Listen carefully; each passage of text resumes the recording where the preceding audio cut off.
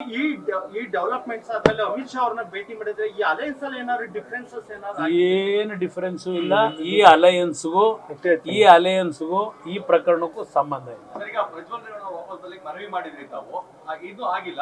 So ನಿಮ್ಮ ಸೋರ್ಸಿಂದ ಅವ್ರನ್ನ ಪತ್ತೆ ಹಚ್ಚುವಂಥದ್ದು ಅಥವಾ ಹುಡುಕುವಂತ ಪ್ರಯತ್ನ ಆಗುತ್ತಾ ಅಂತ ನಿಮ್ಮ ನಾನು ಯಾವ ನಾನು ಹಲವಾರು ಬಾರಿ ಹೇಳಿದ್ದೀನಿ ಬ್ರದರ್, ಅವನು ಕರ್ನಾಟಕದಲ್ಲಿ ಇದ್ದಾಗಲೇ ನನ್ನ ಹತ್ರ ಎಂದೂ ಸಹ ಬಂದಿಲ್ಲ. ಇನ್ನು ಅವನು ಬೇರೆ ಎಲ್ಲ ವಿದೇಶದಲ್ಲಿ ಇದ್ದಾಗ ನನ್ನ ಕಾಂಟ್ಯಾಕ್ಟಿಗೆ ಬರ್ತಾನ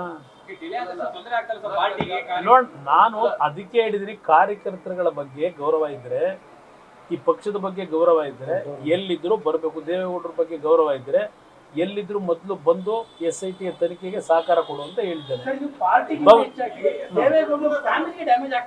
ಅವ್ರ ಉದ್ದೇಶವೇ ಈಗ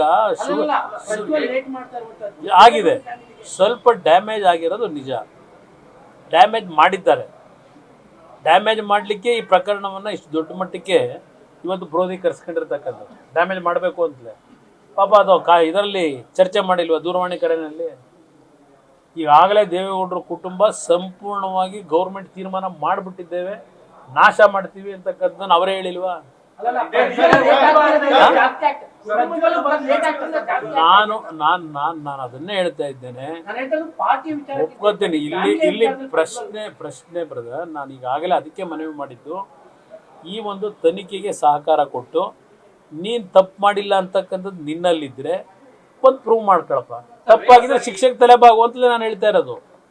ನೀನು ತಪ್ಪು ಮಾಡಿರ್ತಕ್ಕಂಥದ್ದು ಯಾರಿಗಾದರೂ ಕಾನೂನು ಬಾಹಿರವಾಗಿ ಈ ಒಂದು ಪ್ರಕರಣದಲ್ಲಿ ನೀನು ಒತ್ತಡಗಳನ್ನು ಹಾಕಿ ಹೆಣ್ಣು ಮಕ್ಕಳಿಗೆ ಮಾನಸಿಕವಾಗಿ ಹಿಂಸೆ ಕೊಟ್ಟಿರ್ತಕ್ಕಂಥದ್ದು ಸಾಬೀತಾದರೆ ತಲೆಬಾಗ್ಲೇಬೇಕು ನೀನು.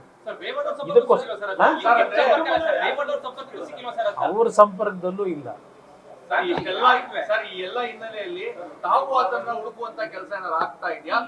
ನಾನೆಲ್ಲ ಹುಡುಕ್ಲಿ?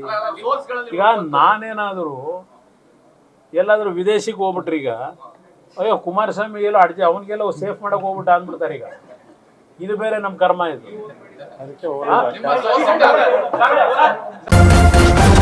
ನ್ಯೂಸ್ ಫಸ್ಟ್ ನಿರ್ಭೀತಿಯಿಂದ ನಿಮ್ಮ ಪರವಾಗಿ.